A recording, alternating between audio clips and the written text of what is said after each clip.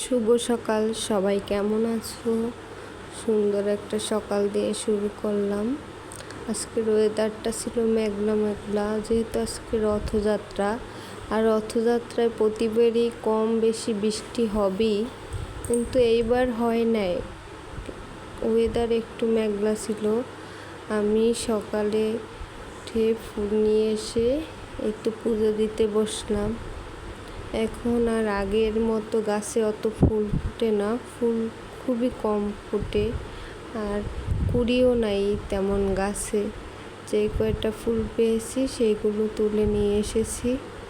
ভাবছি সামনে আমার বারান্দায় কিছু গাছ লাগাবো।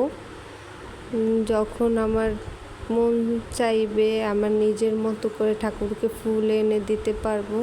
তাই এই তো ঠাকুরকে সাজিয়ে ভোগ নিবেদন করলাম।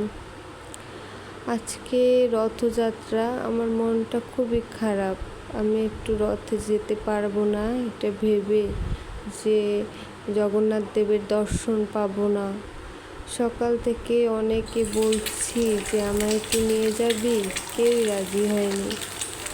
পরে ভাবলাম হয়তো যাওয়া হবে না, তাই নিরামিষ খাবো ভাবছিলাম, আমিষ খেয়ে ফেলেছি। এই দেখো আমার ঘরের অবস্থা, একটা বাচ্চা থাকতে কিন্তু প্রভুর আশীর্বাদে আমি যেতে পেরেছি। আমি একটা জিনিস দেখেছি যে কিছু মন থেকে চাইলে ভগবান সত্যি ইচ্ছা পূরণ করে। আপনি যদি খুব করে চান যে আমি একটু যাব এখানে, আমার খুব যেতে ইচ্ছে করছে, হয়তো ভগবান নিজে এসে নিয়ে যায়, এমন একটা অবস্থা। আজকে আমার খুব মন দিয়ে চাইছে আমি প্রভুর দেখা পাবো, রথের দড়ি ধরবো, আমি যাব রথযাত্রায়। আমি যেতে পেরেছি যেভাবেই হোক।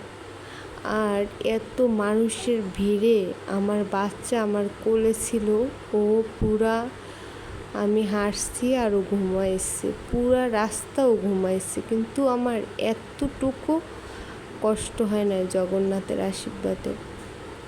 সবার সাথে তাল মিলিয়ে হাসছি।